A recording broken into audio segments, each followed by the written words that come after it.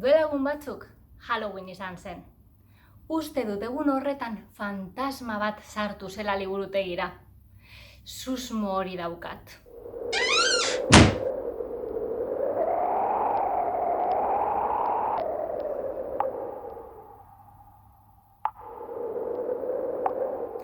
Ez kezkatu, gure fantasmak jatorra dirudi.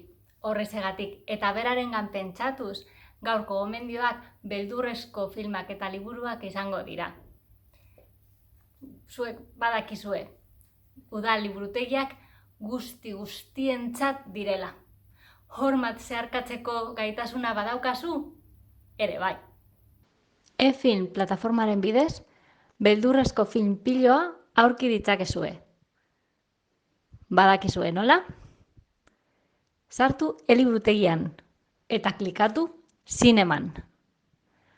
Aukeratu bilaketa aurreratua, ikusentzunezkoak bilatu, botoian sakatuz. Zabaldu generoaren aukerak eta hautatu izu zinema. Gero, beherago, bilatu botoian klikatu. 700 baino gehiago daude. Irakurri nahiago baduzue, badaude aukera desberdinak. Denok ezagutzen dituzue Anne Rice edo Stephen King bezalako egileak. Hona hemen beste adibide batzuk. La mujer de negro, Susan Gilena. Eleberri gotikoa osagai importanteenekin. Hau da, espirituak eta arriskuan dauden umeak. Liburua nagusian dago eskuragarri.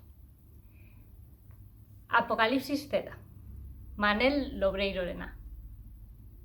Zombiei buruzko istorioak gustatzen zaizkionari, normalean asko gustatzen zaio liburu hori.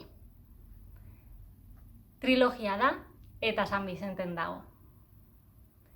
Eta ez ahaztu klasikoak.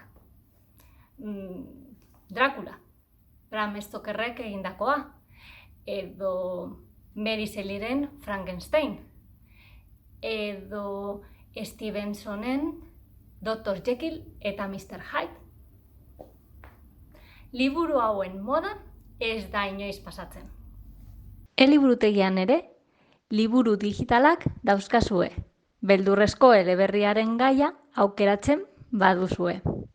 Gure fantasmari zer iruditzen zaizkion proposamen horiek galdetzera joan behar dut. Hurrengora arte. Ondo pasa!